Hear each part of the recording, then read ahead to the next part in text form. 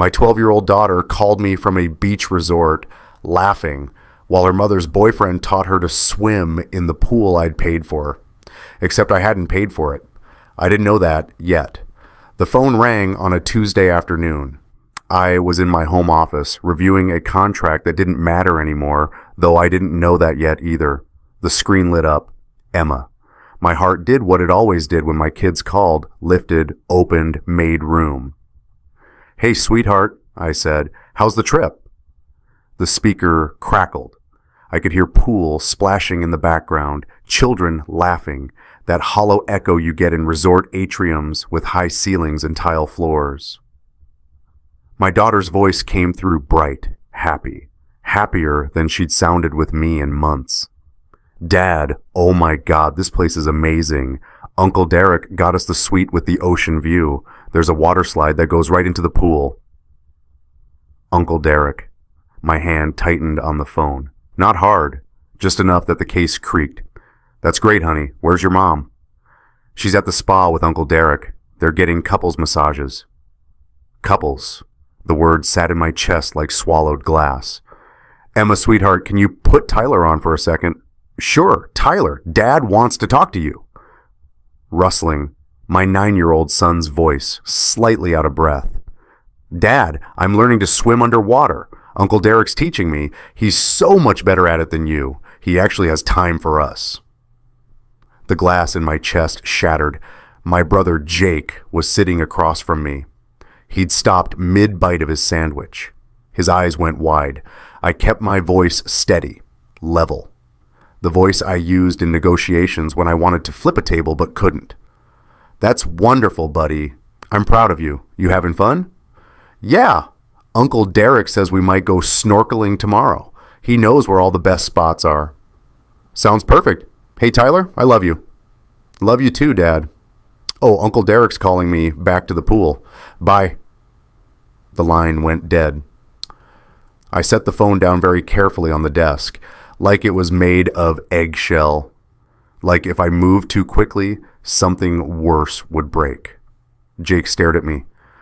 "Marcus," he said quietly, "who the hell is Uncle Derek?" My voice came out flat, empty. "I have absolutely no idea." If you've ever had to smile through a phone call while dying inside, just type "I understand" in the comments. You're not alone. Jake pulled up the calendar on his phone, started scrolling back. "When did Sarah say this trip was?" "Spring break. She texted me 3 weeks ago. Said she was taking the kids to her sister's place in Florida." I opened my laptop, pulled up my email, found the message, read it again, looking for the lie I'd missed. Taking Emma and Tyler to Rachel's for the week. Beach time, family bonding. I'll have them back by Sunday. Rachel, her sister, who lived in Jacksonville in a 2-bedroom apartment that smelled like cat litter, not in a resort with water slides and couples massages. "Call the credit card company," Jake said. "Check the charges." I pulled up my bank account, scanned the last 2 weeks of transactions. Grocery store, gas, Tyler's soccer registration, the automatic payment for Sarah's car, no airline tickets, no hotel charges, nothing. "I didn't pay for this trip," I said slowly. Jake leaned forward. "Then who did?" I opened my email again, searched for flight confirmation, found one from 3 days ago, opened it. The sender was a travel booking site I'd never used. The confirmation number was there, the flight details, departure Denver to Cabo San Lucas, return 7 days later, passengers listed Sarah Reed, Emma Reed, minor, Tyler Reed, minor, Derek Vaughn, family of 4. The paper was smooth when I printed it, expensive, printer stock, not mine. The name in the passenger field stared back at me, Derek Vaughn, my children listed as his. "Jesus Christ," Jake whispered. I picked up my phone, dialed Sarah's number. It went straight to voicemail. I tried again, voicemail. I opened the text thread. Our last conversation was her telling me she'd be off-grid for the week. "Spotty service at Rachel's place," she'd said. I typed, "Who is Derek Vaughn?" The message showed, delivered, then read, no response. I waited 3 minutes, then 5, then 10. Jake stood up. We're going to the airport. They're in Cabo. They'll be back in 4 days. No, Jake said. He picked up the confirmation email. We're going to the airline counter. We're going to ask questions, and then we're going to figure out exactly how long this has been going on. The United Airlines counter at Denver International Airport was mostly empty on a Tuesday afternoon. The agent was young, efficient, wearing the kind of customer service smile that faltered when she saw my face. I need to know about a flight, I said, kept my voice level, gave her the confirmation number. She typed, frowned, typed some more. This reservation was booked by Derek Vaughn. Are you Mr. Vaughn? No, I'm Marcus Reed. Those are my children on that flight. Her smile faded completely. I'm sorry, sir. I can only discuss reservations with the person who booked them, or my wife took my kids to Mexico with a man I've never heard of. I need to know how many times this has happened. Something in my voice made her pause. She glanced at Jake, back at me. Sir, I really can't.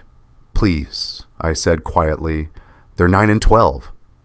She looked at her screen for a long moment. Then she picked up a phone, spoke quietly to someone I couldn't hear.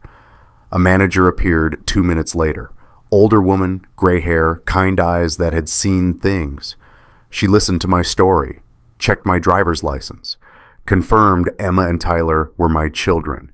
Then she typed for what felt like an hour. Mr. Reed, she said finally, I'm going to give you information I'm technically not supposed to share, but I'm also a mother. She turned her screen slightly toward me. Derek Vaughn has booked 14 flights in the past 2 years.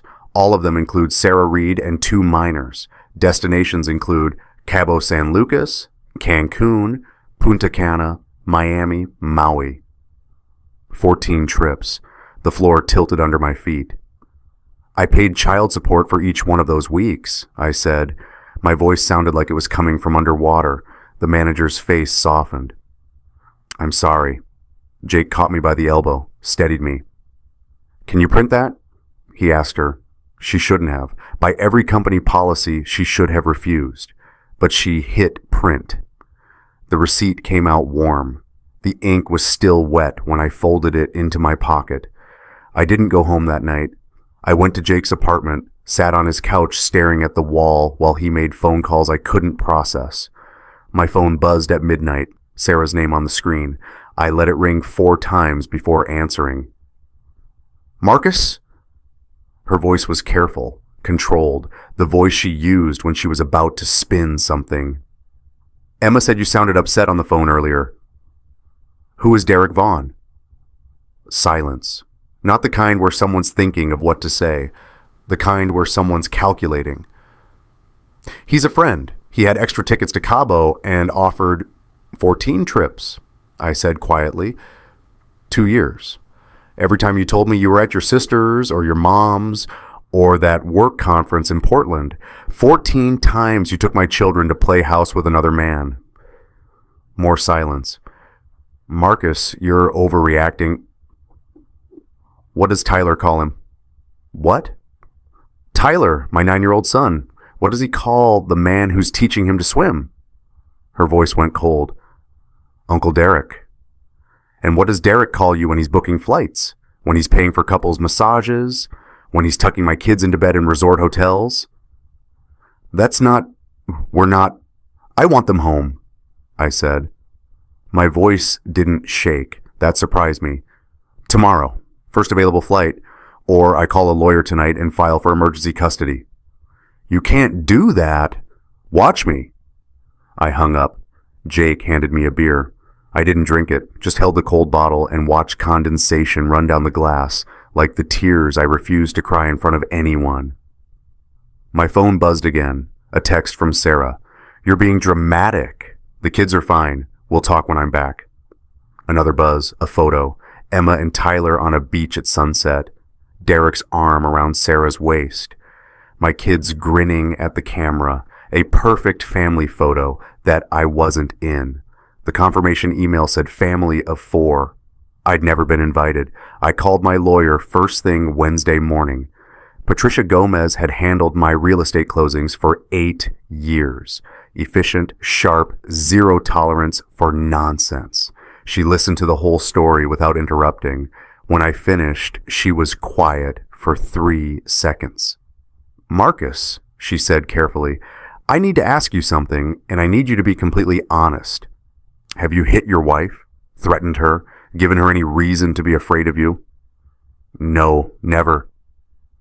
Do you have a drinking problem? Gambling? Affairs? No.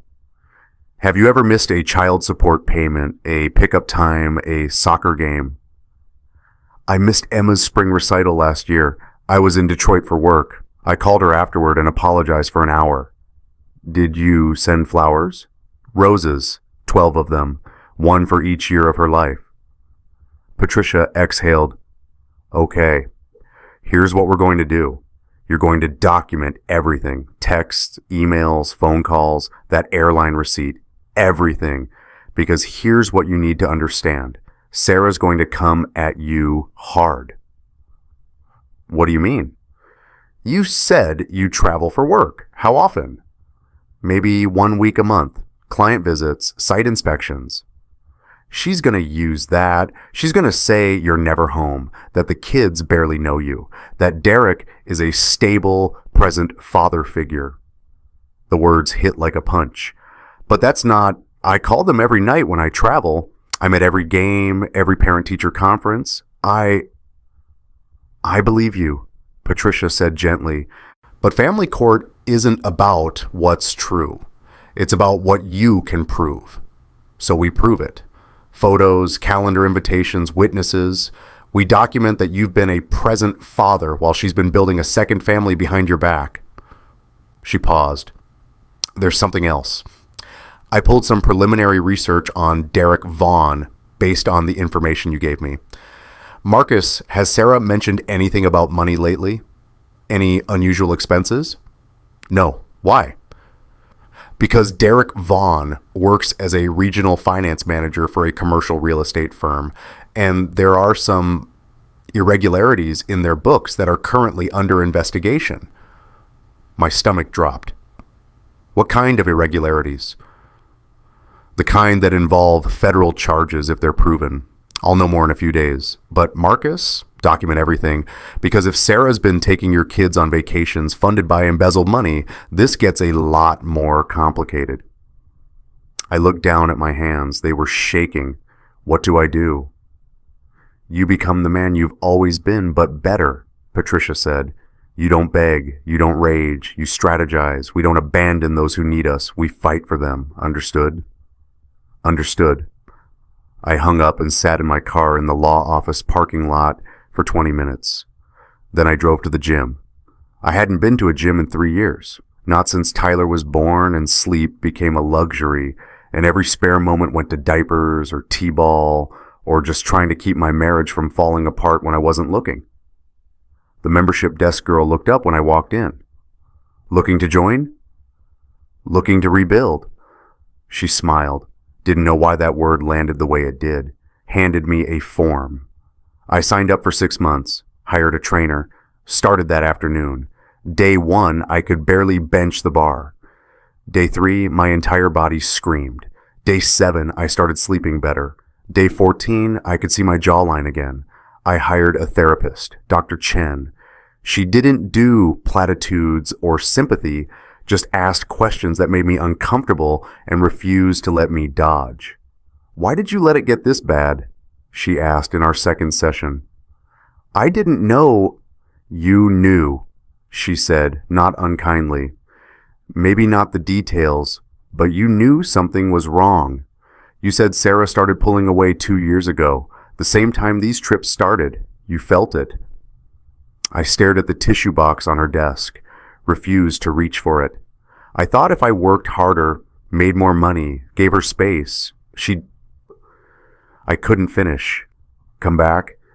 Yeah. Marcus, you can't love someone into staying.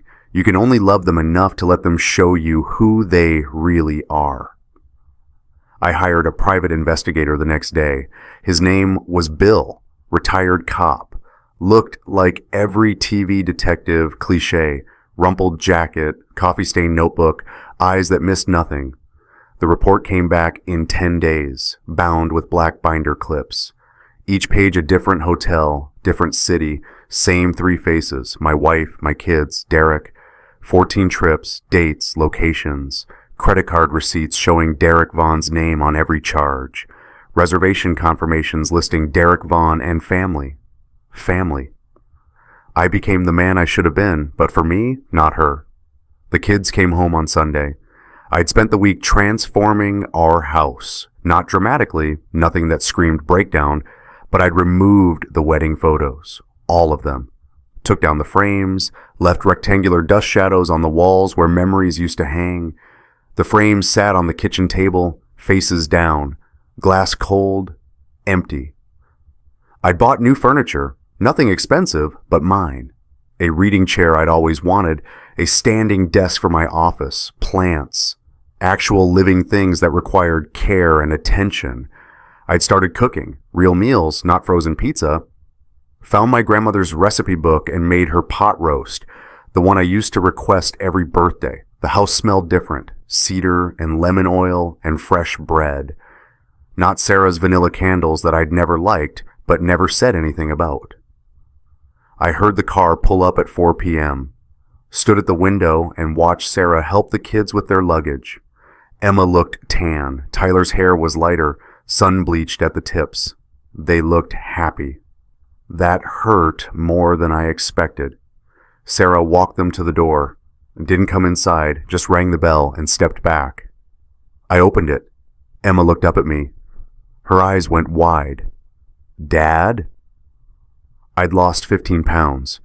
My shoulders were broader. I was wearing clothes that actually fit instead of the stretched-out t-shirts I'd lived in for 3 years. I'd gotten a haircut, not from the barbershop I'd been going to since college. From the place downtown where they used hot towels and straight razors and charged 3 times as much. I smiled. Hey, sweetheart, welcome home. Tyler pushed past his sister, stopped in the doorway, looked around the living room like he'd walked into the wrong house. Where's the couch? Got a new one. You like it? He dropped his suitcase, stared at me, then at the room, then at me again. Mom said you'd be... He trailed off. Be what? He looked back at his mother. She was standing by the car, watching. Her face was unreadable. Broken. Emma finished quietly. I crouched down, met her eyes. Come here. She hesitated, then crossed the threshold. Let me pull her into a hug. She felt smaller than I remembered, more fragile. Or maybe I'd just forgotten how to hold her. I'm not broken, sweetheart. Not anymore. Tyler joined the hug, awkward, tentative, like he wasn't sure if he was allowed. Sarah cleared her throat. I'll pick them up Friday after school. No, I said, didn't look at her, kept my arms around my kids. New custody arrangement. My lawyer will be in touch. Marcus, go home, Sarah. She opened her mouth, closed it, got in her car. The 3 of us watched her drive away. Emma dropped her suitcase. The sound echoed in the new living room. Mom said you'd be broken, she repeated. Softer this time, like she was trying to reconcile what she'd been told with what she was seeing. Dinner was spaghetti, my grandmother's recipe, the one with the secret ingredient, a tablespoon of coffee in the sauce. Makes it richer, deeper. Sarah never believed me when I told her, said it sounded disgusting. The kids loved it. Tyler twirled his fork, watching the noodles spin. He'd been quiet since they arrived, kept glancing at me like I might disappear if he looked away too long. Emma pushed her meatballs around her plate.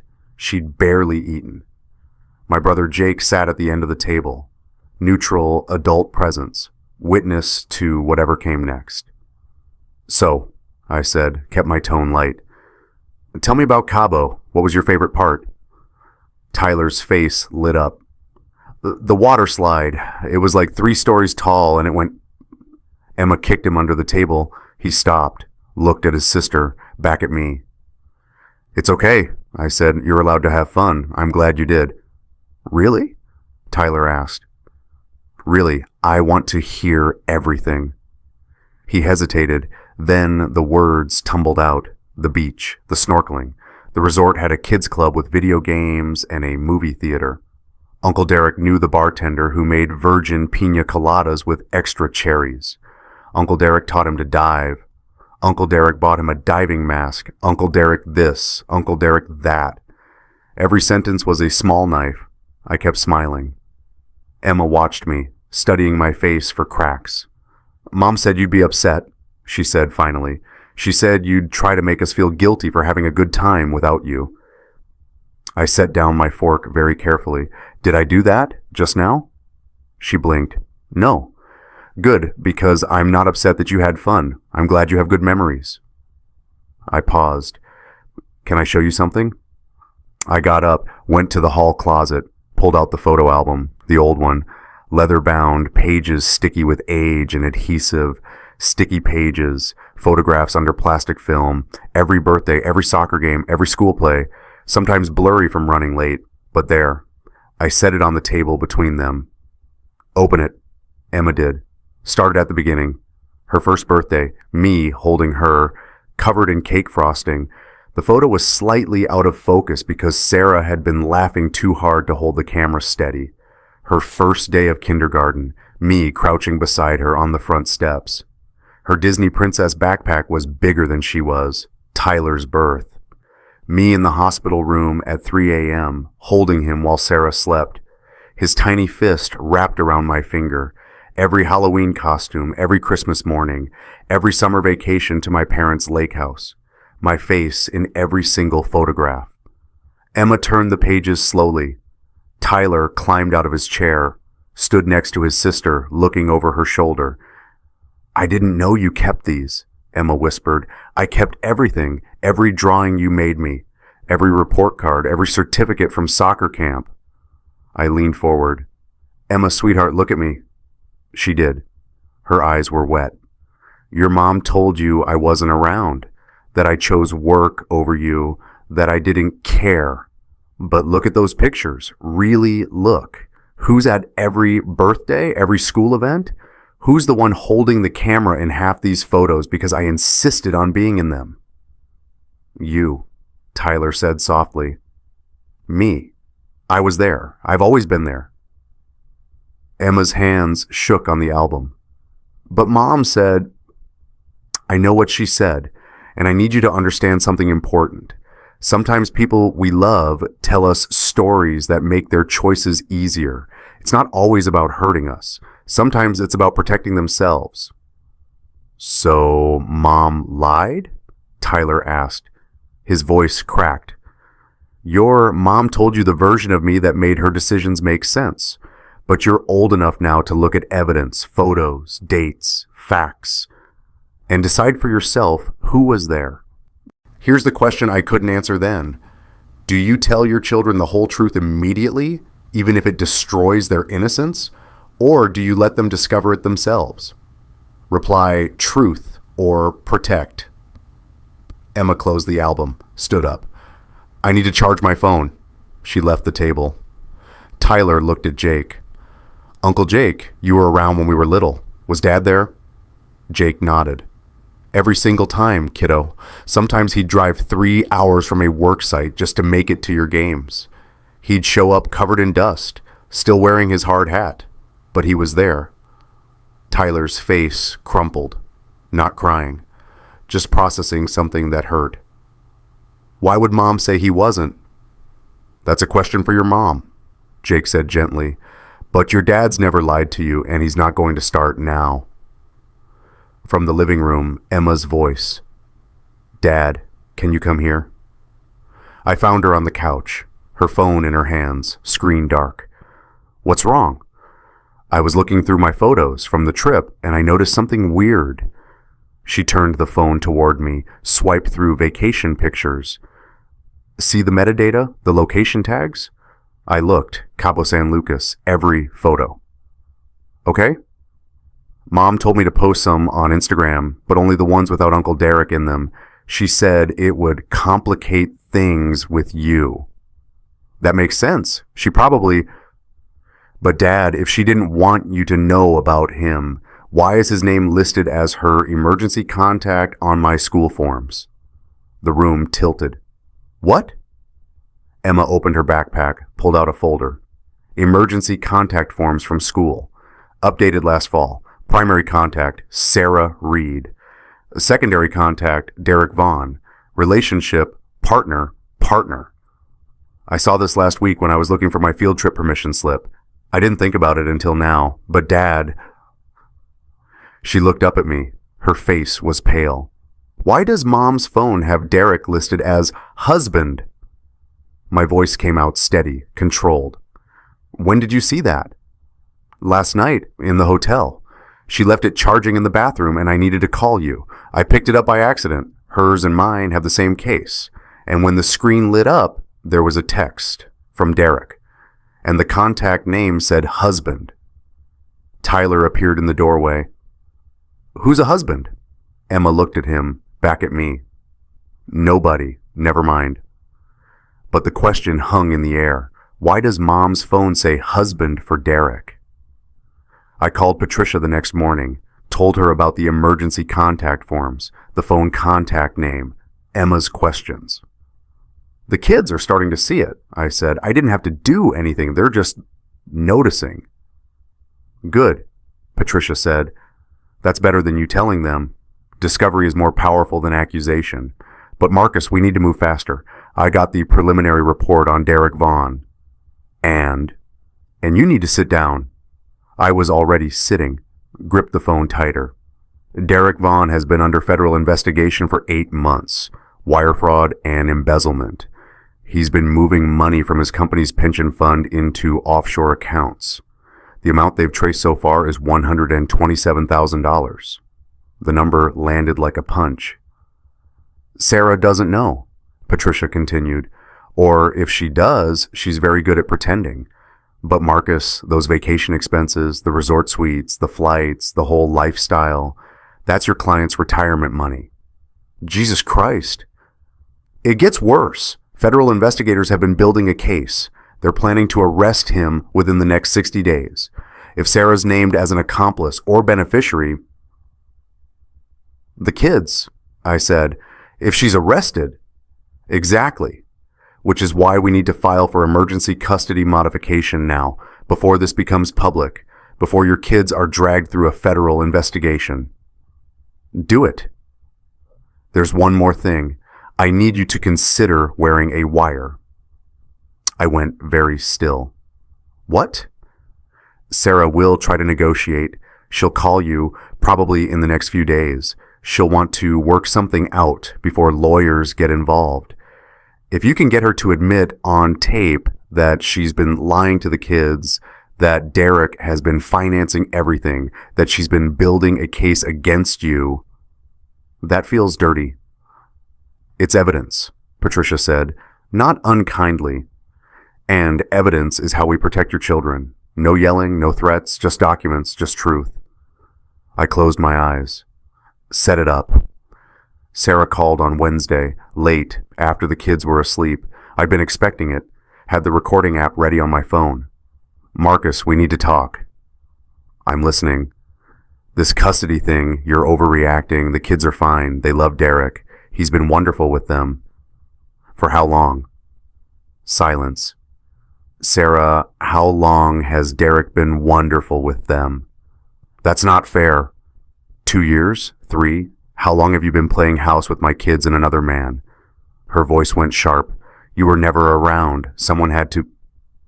I was working to pay for the house, the car, their school, their health insurance, everything you needed while you were off playing happy family with embezzled money. What are you talking about? Derek Vaughn, Regional Finance Manager, currently under federal investigation for wire fraud. Did he mention that during your couple's massage? The silence stretched so long I thought she'd hung up. You're lying, she said finally, but her voice shook. I'm documenting. There's a difference. Every trip, every charge, every lie. You told the kids about where I was and why I wasn't there. I have proof, Sarah. Photos at every event you said I missed. Emails confirming I requested time off for Emma's recital and you told me the date wrong. Witnesses who saw me at Tyler's games while you told him I chose work. The kids won't believe you. They already do. Emma found your phone. Saw Derek listed as husband. Tyler saw the school emergency forms with Derek's name. They're not stupid, Sarah. They're just starting to realize who's been lying. You bastard. You're turning them against me. No, I said quietly. You did that yourself. I'm just refusing to help you cover it up anymore. If you try to take them from me, I'm not taking them from you. I'm protecting them from what's coming. Federal agents are going to arrest Derek, probably in the next month. And when they do, when they seize his accounts and investigate where that money went, your name is going to come up. Do you understand what that means? Her breath hitched. He said it was handled. He said the accountants made a mistake. He lied, just like you've been lying, and now our kids are caught in the middle of it. She started crying. Real tears, not manipulation. What do?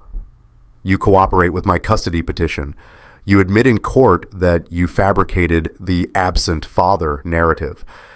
You make this easy, and I won't fight you on visitation. You make this hard, and I'll use every single thing I have to prove you're unfit. I'm not unfit. You took our children on vacations funded by stolen retirement money. You introduced them to your boyfriend as uncle and let them call your affair partner a father figure. You lied to them, manipulated them, and tried to erase me from their lives. So, yes, Sarah, right now you're unfit. The recording was clean, clear, every word. Her voice came through the speaker, cold and calculated. The kids won't even remember him in 2 years. Children are resilient. By the time we're settled in Colorado, it'll be like Marcus never existed. I played it for Patricia the next morning. She listened in silence, then played it again. This is good, she said. This is very good. The part about moving to Colorado, that's parental alienation with intent. The part about erasing you from their memory, premeditation. Marcus, this recording just won you custody. But winning didn't feel like victory. It felt like holding evidence of my own erasure. Emma found the second phone on Thursday. She told me about it Friday morning before school. Sat at the kitchen table, her backpack at her feet, and cried in a way I'd never heard before. Not little kid tears, not teenage drama. The kind of crying that comes when something fundamental breaks. I was looking for Mom's car keys. She said they were in her purse. And there was this other phone, pink case, cheap, not her usual brand. I handed her a tissue. Didn't say anything. I shouldn't have looked. I know I shouldn't have, but it was open and there were texts. And she looked up at me. Her mascara was running. She was 12, and she wore mascara now, and I'd missed when that started. Dad, they've been together for 3 years. 3 years. Tyler was 6 when it started. The texts go back to when I was in 4th grade. There are pictures of them, of us. He calls her my wife. She calls him Dad. She calls him the love of her life. Drop a heart if you've ever been the one to apologize for someone else's lie. I pulled her into a hug. She collapsed against me, small and broken, and so much older than she'd been a week ago. There's more, she whispered into my shoulder. She told her friend in the text, she told her friend that you're the reason she's unhappy, that you're boring and distant and you never make her feel special.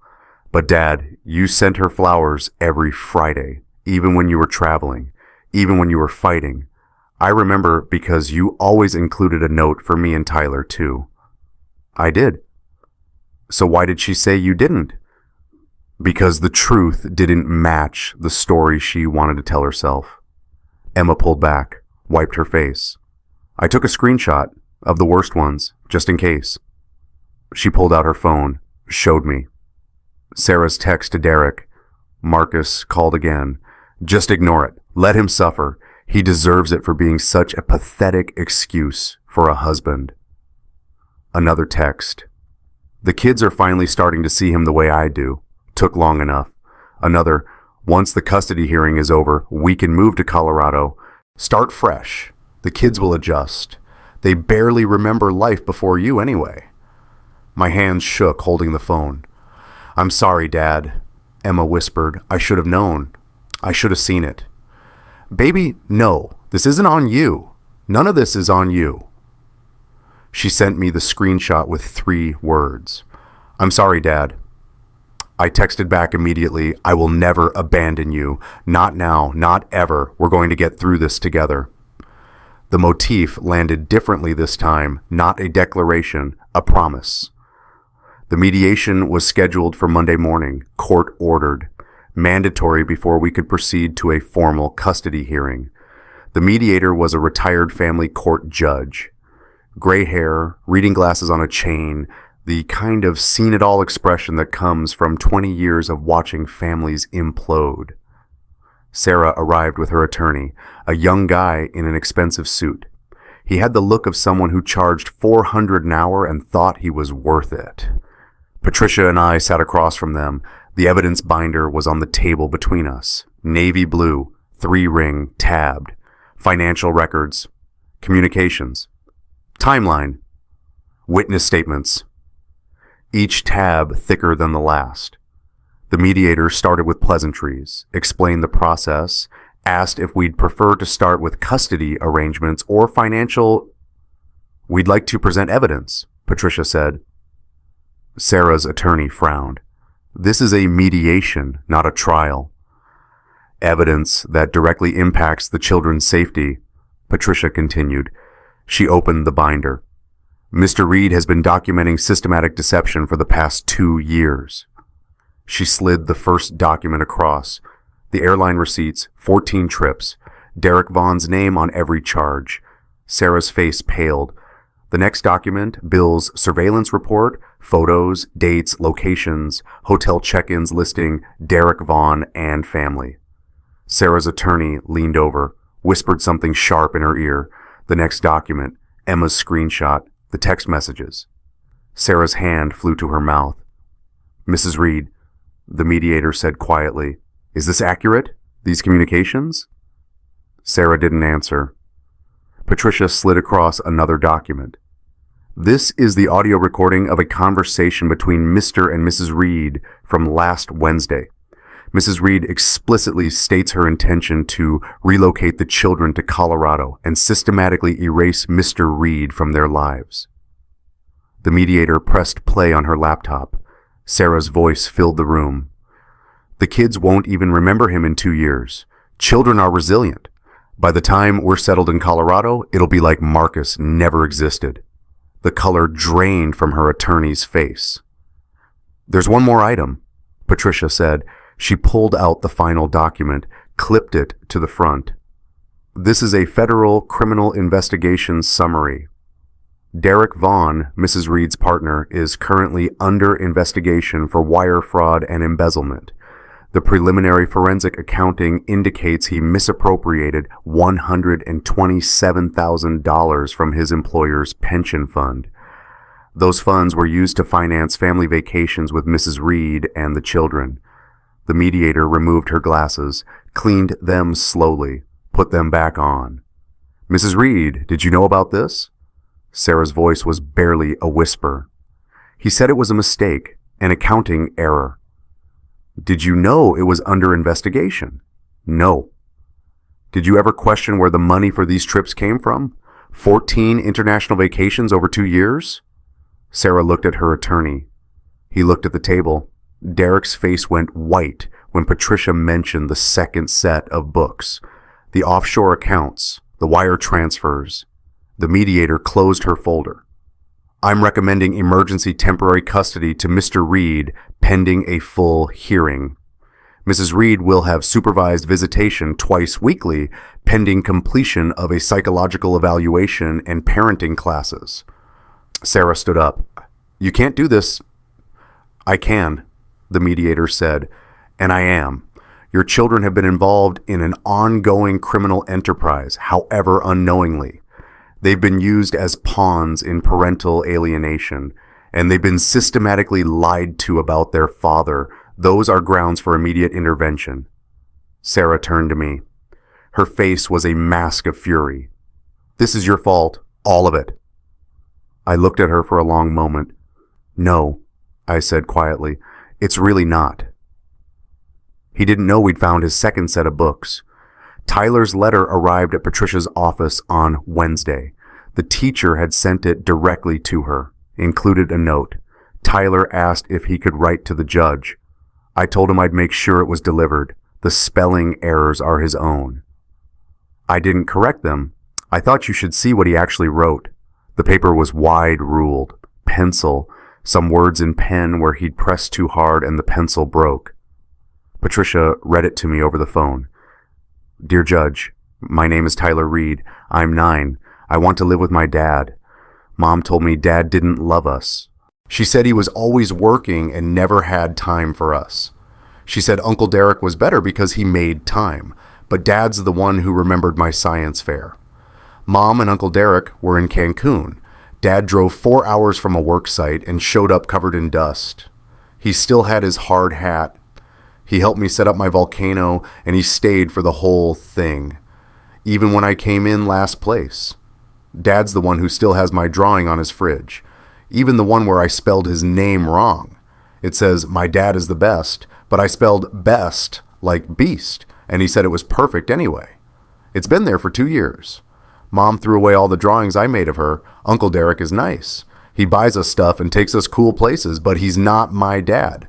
And I don't think Mom loves Dad anymore. I think she loves Uncle Derek, and that's okay. People can love different people, but I love my dad. And I don't want to forget him. Mom said we'd forget him if we moved to Colorado. She said kids forget fast, but I won't. I remember everything. Like how Dad taught me to ride a bike, and he ran next to me for 3 hours until I got it. And how he makes me hot chocolate with marshmallows when I have a bad dream. And how he never misses my games even when he has to leave work early. I know Mom's sad, but Dad's sad too. And Dad never made me feel bad for loving Mom. But Mom makes me feel bad for loving Dad. So I want to live with Dad. Not because I don't love Mom, but because Dad never made me choose. Thank you for reading this. Tyler Reed P.S. I spelled my name right. Patricia's voice was thick when she finished reading. "Marcus, the judge is going to see this, and it's going to break her heart, and then she's going to rule in your favor." I couldn't speak.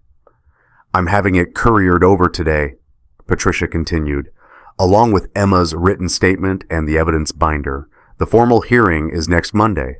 I need you prepared for Sarah to fight back. Desperate people do desperate things." "What else can she do?" "I don't know, but we're going to find out." He spelled abandoned wrong. He shouldn't know that word at all. The custody hearing was scheduled for 9 a.m. on a Monday. Federal courthouse, 4th floor, family law division, the kind of room with wood paneling and fluorescent lights and the smell of old paper and broken promises. I wore a suit.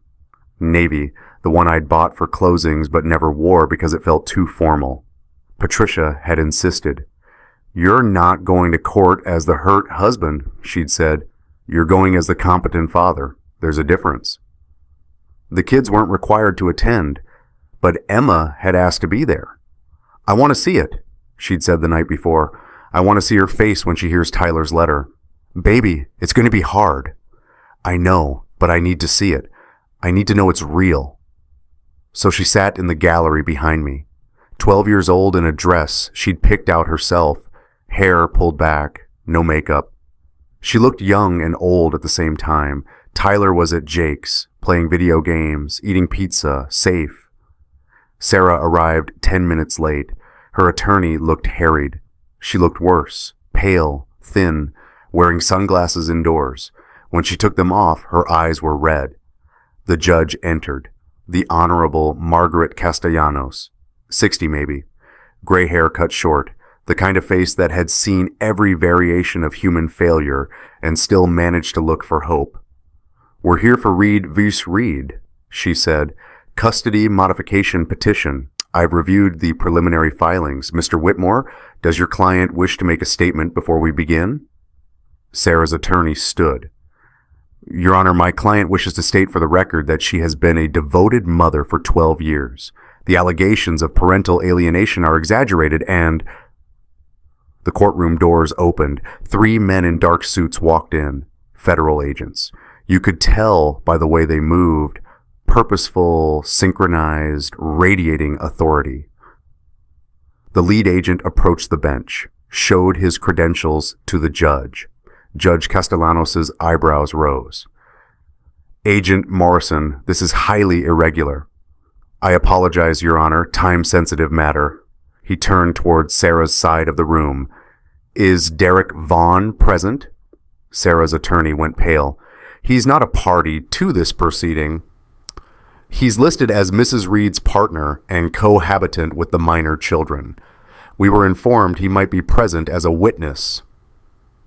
"He's not here," the attorney said quickly. "He's at work." Agent Morrison nodded, pulled out his phone, made a call. We all heard it. The voice on the other end. "Vaughn is in custody. We're bringing him in now." Sarah stood up. "What's happening? What are you talking about?" The judge raised a hand. "Mrs. Reed, sit down." "Your Honor," Agent Morrison said, "Derek Vaughn was arrested this morning on federal charges of wire fraud, embezzlement, and money laundering. The total amount misappropriated is now estimated at $187,000, significantly higher than our initial assessment. Mrs. Reed's name appears on multiple transactions as a beneficiary of trips and expenses funded by these stolen funds." Sarah's legs buckled. Her attorney caught her. "I didn't know," she whispered. "I swear I didn't know." "That will be determined during the federal investigation," Agent Morrison said. "But given that this family court proceeding involves the welfare of minor children who have been exposed to this criminal enterprise, we felt it necessary to inform the court immediately." The judge looked at Patricia. "Ms. Gomez, did you know about this?" "We knew an arrest was imminent, Your Honor. We did not know it would occur during these proceedings." Judge Castellanos leaned back in her chair, removed her glasses, cleaned them with a cloth from her robe pocket, put them back on. "Mrs. Reed, I'm going to ask you a direct question, and I need a direct answer. Did you know Derek Vaughn was under federal investigation?" "No." "Did you ever question where the money for your lifestyle came from? 14 international vacations, designer clothes, a BMW." Sarah's voice broke. "He said he got a promotion. He said his investments were doing well. I believed him." "Did you love him?" The question hung in the air. Sarah looked at me for the first time, really looked at me. "Yes," she said quietly. "I did. I do." "More than your husband?" "I stopped loving Marcus years ago." The words should have hurt. They didn't. They just settled like facts. "And did you tell your children their father didn't love them?" Sarah's attorney put a hand on her arm. She shook him off. "Yes." "Why?" "Because it was easier than admitting I was the one who left. Easier than being the villain in my own story." The courtroom was silent. Emma's hand found mine. Her palm was sweaty, small. First time she'd reached for me in months. The judge opened a folder. "I have here a letter from Tyler Reed, age 9. Would you like me to read it aloud, or would you prefer to review it privately?" Sarah closed her eyes. "Read it." Judge Castellanos read. Every word, every misspelling, every heartbreaking detail about science fairs and hot chocolate and drawings that said beast instead of best. When she finished, Sarah was crying silently.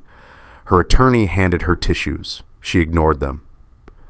"Mrs. Reed," the judge said gently, "I don't think you're a bad mother. I think you're a person who made choices that felt right in the moment and didn't consider the long-term cost. But your children have paid that cost. and now we need to determine what's best for them going forward. The doors opened again. 2 federal marshals walked in. Between them, handcuffed, was Derek Vaughn. He looked smaller than I'd imagined. Mid-40s, thinning hair, expensive watch. The kind of man who probably looked confident in a boardroom and terrified in cuffs. His eyes found Sarah. "I'm sorry," he said. "I'm so sorry. I thought I could fix it before anyone found out." Sarah stood, tried to move toward him. Her attorney pulled her back. "Mr. Vaughn," Judge Castellanos said coldly, "you are not a party to this proceeding and you need to be removed from my courtroom."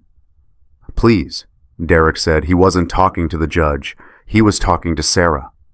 "Tell them you didn't know. Tell them I kept it from you, please." The marshals pulled him toward the door. As they passed our table, Emma's grip on my hand tightened. I looked down at her. Her face was white. "That's him?" she whispered. "That's Uncle Derek?" "Yeah, baby, that's him. He looks..." She struggled for words. "He looks normal. Most people do, until they don't." The bailiff handcuffed him. Emma grabbed my hand for the first time in months. Judge Castellanos took a 30-minute recess. Emma and I sat on a bench in the hallway. She hadn't let go of my hand. "Are they going to arrest Mom?" she asked. "I don't know. Do you want them to?" I thought about it. Really thought. "No," I said finally. "I want her to get help. I want her to understand what she did, but I don't want her in prison. You and Tyler need a mother, even if she's not perfect." "You're not mad?" "I'm furious, but fury doesn't help you, and you're what matters now." She leaned her head on my shoulder. "Tyler's letter made me cry." "Me too. He's so little. He shouldn't have to know about any of this." "No, he shouldn't." "Dad, if Mom goes away, if she can't see us for a while, will you talk bad about her, like she did about you?" I turned to face her. "Never. She's still your mother. She still loves you.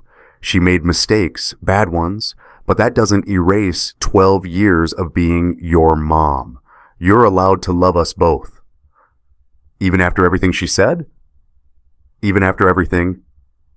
Emma was quiet for a long moment. "You're a better person than me. I don't know if I can forgive her." "You don't have to, not today. Maybe not for a long time, but eventually, for your own peace, I hope you can." Comment karma. If you believe the truth always catches up. When we returned, the judge had made her decision.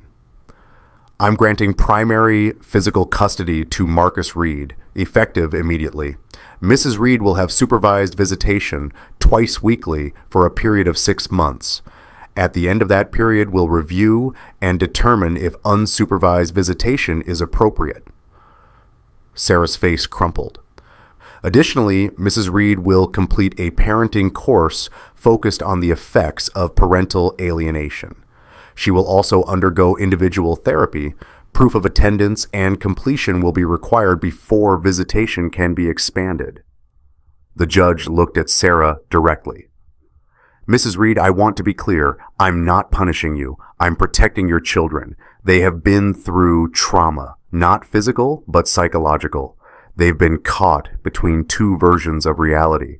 They've been used as pawns. They've been exposed to criminal activity, and they need time to heal in a stable environment." She turned to me. "Mr. Reed, I want to commend you for the grace you've shown throughout this process. You've been methodical, documented, and most importantly, you've kept your children's best interests at the forefront. You had every opportunity to turn them against their mother, and you didn't. That speaks to your character." She picked up Tyler's letter, held it carefully. This letter broke my heart, but it also gave me hope, because a 9-year-old who can articulate love and forgiveness this clearly has been raised by someone who modeled it. You did that, Mr. Reed. You showed your son that you can be hurt and still be kind, that you can be angry and still be fair. She looked at Emma in the gallery. "And you, young lady, you came here today to support your father. That took courage. I hope you know that both your parents love you, even when they don't love each other. That's not your burden to carry. Emma nodded, tears streaming down her face. This court is adjourned. The gavel struck. Sarah stood slowly, looked at me across the aisle. Marcus, she said, her voice was raw. I'm sorry for all of it. I was selfish and cruel, and I tried to take the most important thing in your life. I don't expect you to forgive me, but I need you to know.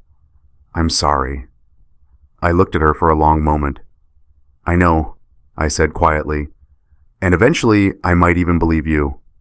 She nodded, turned to leave. Sarah, I called. She stopped. I'm not going to keep them from you. I'm not going to poison them against you. I'm not going to do what you did to me, because that's not who I am, and it's not who I want them to become. Thank you, she whispered. But if you ever lie to them again, if you ever try to manipulate them or use them against me, I will fight you with everything I have. Understood? Understood. She left with her attorney, shoulders hunched, broken but alive. Patricia packed up her files. You just gave her grace she doesn't deserve. I gave my kids a chance to still have a mother. There's a difference. Emma wrapped her arms around my waist. Can we go get Tyler now? Yeah, baby, let's go home. The judge said, Mr. Reed, you're modeling forgiveness while protecting your children. 6 months later, the house smelled like banana bread, Tyler's recipe. Well, technically my grandmother's recipe, but Tyler had claimed it.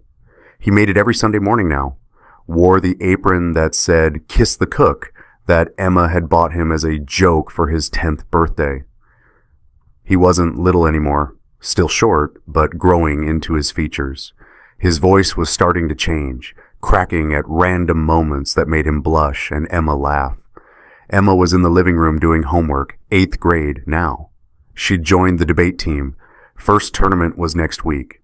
She was researching Supreme Court cases and taking notes in neat handwriting that looked nothing like mine. Jake was on the couch watching football. Sunday ritual. He'd basically moved in after the hearing. Just until things settle, he'd said. 6 months later, he was still here. Nobody minded. Sarah visited on Wednesdays and Saturdays. Supervised at first, then supervised but relaxed after 3 months. Now she came to the house, sat in the living room, helped with homework, didn't stay long, didn't push. She was in therapy, real therapy. I'd seen the change, the way she talked to the kids now, honest, direct, no manipulation. The way she apologized when she messed up. The way she asked Tyler about his day and actually listened to the answer. Derek pleaded guilty, got 6 years federal. Sarah testified against him. Immunity deal. She'd truly not known the money was stolen. The prosecution believed her. So did I. The kitchen timer dinged. Tyler pulled the bread from the oven. Perfect golden crust. The smell filled the whole house. Sweet, warm home. Dad, he called. It's ready. I came downstairs. Emma followed. Jake muted the TV. We gathered in the kitchen. The 4 of us. Family. Tyler cut slices, handed them out with a solemnity that made me want to laugh and cry at the same time. Okay, he announced. New rule. Before we eat, we say one good thing from the week. Emma groaned. When did you become the gratitude police? Last Tuesday, in therapy. Ms. Rodriguez said gratitude is important. He looked at me. Right, Dad? Right, buddy? You want to start? He thought for a moment. My good thing is that I got an A on my math test. The one about fractions. I thought I was going to fail, but I didn't. That's great, Tyler, Jake said. Mine is that I finally fixed the garbage disposal. Only took me 6 tries. Emma rolled her eyes. Mine is that I made the debate team finals. We're competing against Jefferson High next week. They all looked at me. Mine, I said slowly, is right now. All of us. Here. This. Tyler beamed. We ate banana bread. It was perfect. Sweet and dense and exactly right. Emma's phone buzzed. She glanced at it. Mom says she'll be here Saturday at 2. Wants to know if she can take us to the art museum. That okay with you guys? I asked. They both nodded. Then tell her yes. Emma typed, hit send. Dad? Tyler said. He was picking crumbs off his plate, not looking at me. Can I show you something? Always. He disappeared into his room, came back with a piece of paper, construction paper, bright colors, markers. He handed it to me. It was a drawing, stick figures, but careful ones, detailed. In the center, me, labeled Dad in block letters. On either side, Emma and Tyler, holding my hands. Behind us, Jake. Uncle Jake, the label said. Off to the side, smaller, but still smiling, a figure labeled Mom, visiting. Everyone was smiling, real smiles, the kind kids draw when they mean it. At the top, in Tyler's best handwriting, my real family. No gray pencil, no faded corners, just primary colors and joy. I looked at the drawing for a long time. The colors were bright, red, blue, yellow, green. The sky was blue with a yellow sun. The grass was green, flowers at our feet. In the old drawing, I'd been faded, gray, barely there. In this one, I was solid, present, real. Tyler, I said quietly, this is the most beautiful thing I've ever seen. Better than the old one. So much better. Can we frame it? I looked at the empty frames on the wall, the ones that used to hold wedding photos. I'd left them empty, hadn't known what to put there. Now I knew. Yeah, buddy, we can frame it. Emma came over, looked at the drawing over my shoulder. You made Dad big this time. Because he is big, Tyler said simply. He's the biggest thing in my life. My eyes burned. Emma hugged me from one side, Tyler from the other. Jake turned the football back on, pretended not to notice I was crying. Emma pulled back, looked at me seriously. Dad, can I ask you something? Anything. Did you ever stop loving us? Like, even for a second when everything was bad? Did you ever think about just walking away? I crouched down, pulled both kids close. Emma, Tyler, look at me. They did. Not for 1 second, not when it hurt, not when you believed the lies, not when you called him uncle, not when you said he was better than me, not ever. I have never stopped loving you. I will never stop loving you. Because that's not how love works. Real love doesn't leave. It doesn't quit. It doesn't abandon. Mom left, Tyler said softly. Mom made choices that hurt all of us. But she loves you too. She just got lost for a while. People do that sometimes, but I never will. I promise you that. Emma's voice was thick. How do we know? Because I'm still here. I was here when you didn't want me. I'll be here when you do. That's how you know. Tyler wiped his eyes. Ms. Rodriguez says that's called unconditional love. Ms. Rodriguez is right. And she says you're modeling it. I'm trying. Emma smiled, small but real. You're doing pretty good, Dad. That night, after the kids were asleep, I sat in the new reading chair. Tyler's drawing was on the coffee table, waiting to be framed tomorrow. My phone buzzed. A message from Patricia. Saw the final court report. Supervised visits upgraded to standard custody schedule. You did it, Marcus. You got your kids back without destroying their mother. That's rare. I typed back. We did it, thank you. You planning to date? You're free now, you know. I looked at Tyler's drawing, at Emma's debate, trophies on the shelf, at Jake asleep on the couch. Maybe eventually. Right now, my family is full. Good answer. You're going to be okay, Marcus. I already am. I set the phone down, picked up the drawing again. In the corner, so small I'd almost missed it, Tyler had drawn a banner, like the kind you see in cartoons. It said, "We don't leave." He'd remembered the motif, the promise. We don't abandon the people who need us. We become what they need. I hung the drawing in the empty frame, right above the mantel, where the wedding photo used to be. It looked better there. It looked like home.